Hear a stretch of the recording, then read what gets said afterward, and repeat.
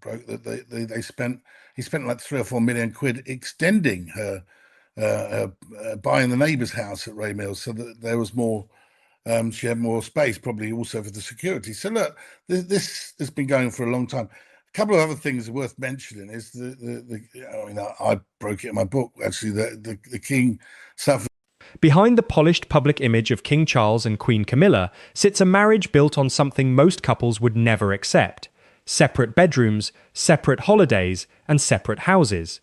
For years, royal watchers have noticed the pattern: Charles vanishing to Scotland while Camilla heads to Greece, weekends spent at different addresses, and a bedroom arrangement tied directly to a health condition the king has never spoken about publicly.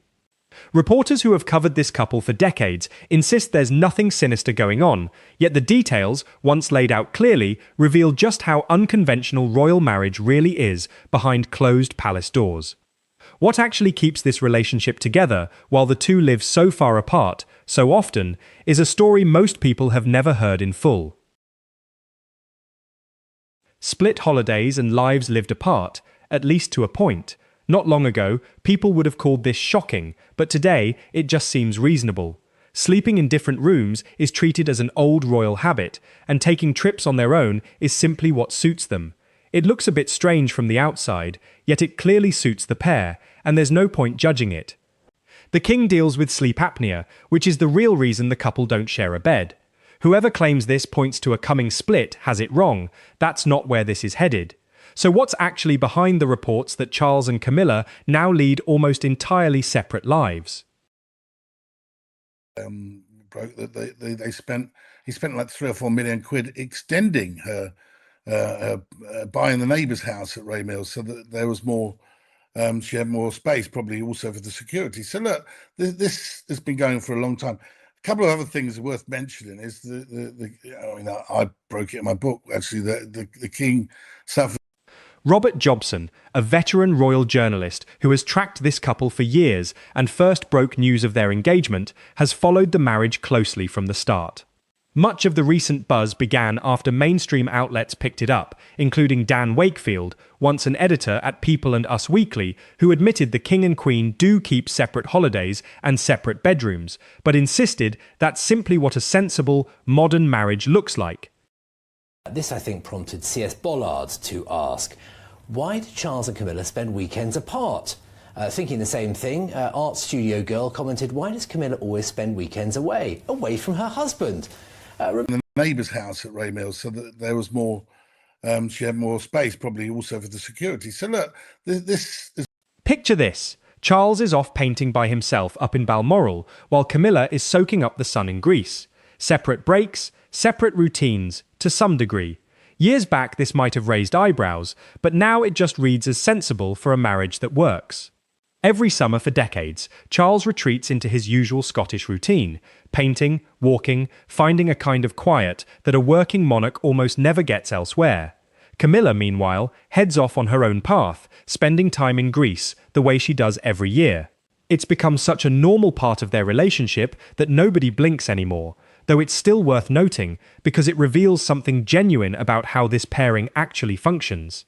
Charles and Camilla wed back in 2005, following one of the most closely watched courtships in recent royal memory, and 2 decades on, they still handle things their own way. Separate rooms as long-standing royal custom, separate trips simply as personal taste.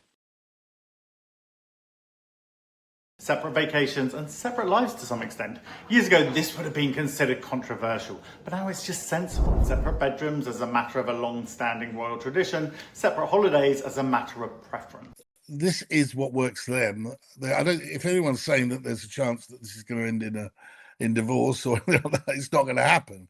But the reality is, I think they're both. It isn't only holidays spent apart. Weekends are split too. Rebecca English, the Daily Mail's senior royal correspondent, tried to explain this in comments that ended up spreading widely online. Camilla often opts to spend her weekend time at her own residence, Ray Mill House, while Charles tends to be at Sandringham or close by at Highgrove. This left plenty of people online wondering aloud why the couple choose to be apart on weekends, and why Camilla so often stays away from her husband. English's answer was that the two are together plenty as well, but they also each keep a fair amount of independence, and none of it hurts their bond. They've been married a long while, but they've also spent stretches of their lives apart before, so this pattern feels familiar to them. Ray Mill was purchased privately by Camilla following her split from her first husband, Andrew Parker Bowles, which makes it essentially her own family home. English admits this arrangement can look unusual to outsiders, but says she's stopped passing judgment on it. Questions came up over whether Camilla would hang on to this property once she married Charles, since keeping it means covering the cost of extra security. But she made it clear she wasn't giving it up. It's a genuine escape for her, relaxed and unpretentious, where her children and grandchildren come to visit. Meanwhile, the king enjoys pottering about his own garden, doing dry stone wall repairs at Highgrove, and getting on with his own pursuits. He does visit Ray Mill sometimes, though rarely, and it's mainly where Camilla keeps her dogs through the week. It functions as her personal retreat. Yes, it looks slightly odd to onlookers, but it clearly works for the two of them. Often, when returning from royal duties abroad and landing at the RAF base in Breeze Norton, Oxfordshire, two separate cars will be waiting. The couple share a quick kiss, a farewell of "see you after the weekend, love," and then head off in different directions. And somehow, that arrangement suits them fine. Operating under constant pressure means you need outlets that keep things manageable, and a bit of distance helps with that. It's an uncommon setup, not merely living together, but working together too, and that combination brings its own strain. They've simply figured out a rhythm that suits them. Camilla's grandchildren also need a place that feels entirely their own, somewhere to be loud and free.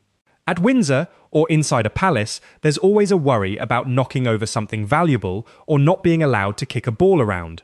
But at Granny's house, kids can wear jeans, run wild, and skip the formalities of titles altogether.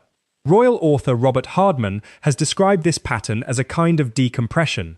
During the pandemic lockdowns, English once conducted a phone interview with Camilla, then still Duchess of Cornwall, about domestic abuse, arranged through the palace press office. It was obvious Camilla was calling from Ray Mill at the time. A horse could be heard passing outside, which set the dog barking, prompting Camilla to say, "Excuse me, Winnie, be quiet." According to Jobson, nothing about this dynamic is new. Back in 2005, when he first broke the engagement story, Charles was already known as a fiercely independent man, and Camilla's decision to hold on to Ray Mill House reflected the fact that the couple had lived fairly separate lives from the very beginning of their relationship. Jobson also notes that Charles recently spent several £1 million expanding Ray Mill by purchasing the house next door, giving Camilla extra room, likely partly for security reasons. This pattern, he says, has been in place for a very long time. Jobson also revealed in his own book that the king has sleep apnea, which is the actual reason the couple don't share a bedroom most nights. Charles wears a breathing mask that, as Jobson jokes, makes it sound like he's cruising at high altitude. Beyond that, the couple have always kept separate hobbies and interests. Camilla has long favoured trips to the Greek islands, a habit going back to when the two were a couple but not yet married. Charles, meanwhile, gravitates to Highgrove and currently spends time at Balmoral, a place Camilla reportedly isn't fond of at all. She prefers staying at Birkhall instead. Charles, since taking the throne, has grown to genuinely enjoy Balmoral, surrounded by staff and extended family. So, this setup is simply what functions for the two of them. Whatever rumours suggest a split is coming, Jobson insists that isn't going to happen. The truth, he says, is that both are well into their late 70s, with Camilla approaching 80, and nothing about their arrangement is likely to shift now. Many assume the couple live like any ordinary older pair, cuddled up watching television together in the evenings, and to some extent, they do. But their day-to-day existence is still fundamentally different from most people's and hard for outsiders to fully grasp. Jobson suggests Charles, who is very much a loner by nature, might actually be better suited to living alone altogether. Still, the couple do share time watching television before Camilla heads to her own house and Charles turns in for the night. It might sound strange framed that way, and while English tends to laugh the whole thing off, Jobson maintains it isn't something ordinary people are really in a position to judge. Their world is simply too far removed from everyday life to compare.